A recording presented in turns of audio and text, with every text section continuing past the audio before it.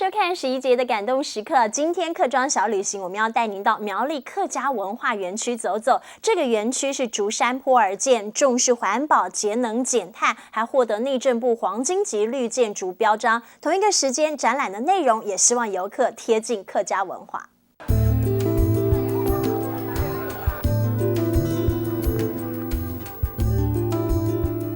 苗栗客家文化园区获得内政部黄金级绿建筑标章，因为整个园区是依照客家环保、节能、爱地球的理念而打造。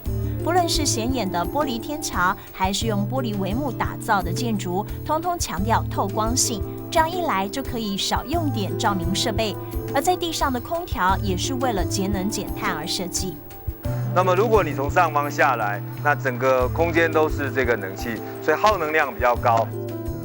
这里的地板并不是平的，因为整个园区逐山坡而建。当初这里是梯田，所以建筑师也落实客家因地制宜、尊重自然的精神，一层一层的往上盖。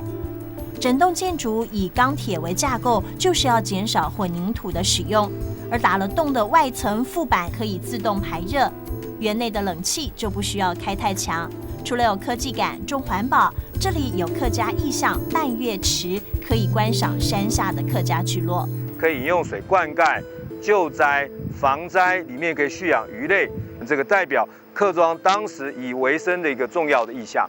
彩棉帽它就更有那个文化的味道。室内的展览也很有特色，棒龙变身成游戏，用踩的也能够感受。客庄12大节庆，通通用活泼生动的方式说给你听。让孩子从小在里面，在这些玩具品啊、看收东西啊、做星星板啊，然后跟伯公去玩一玩啊，这样的话文化氛围会更具足，所以在里面就做了这些介绍。新竹风城的客庄风情，这里也看得到。台湾馆会不定期的更换展览内容，带您尽览客庄之美。透过互动游戏，还能够带您穿越古今，了解传统跟现代的客家服饰长什么样。觉得这样互动怎么样？很好玩。客家的点点滴滴一一呈现，好像令人走进了时光隧道，回到古早的客庄，配合解说员解说客家习俗、客家精神，在深入浅出的互动过程中，传承发扬，深植游客心中。温暖的阳光在玻璃帷幕下流转，折射山的角度，照亮池的美感，见证客庄之美，在古今穿越一段段感动时刻。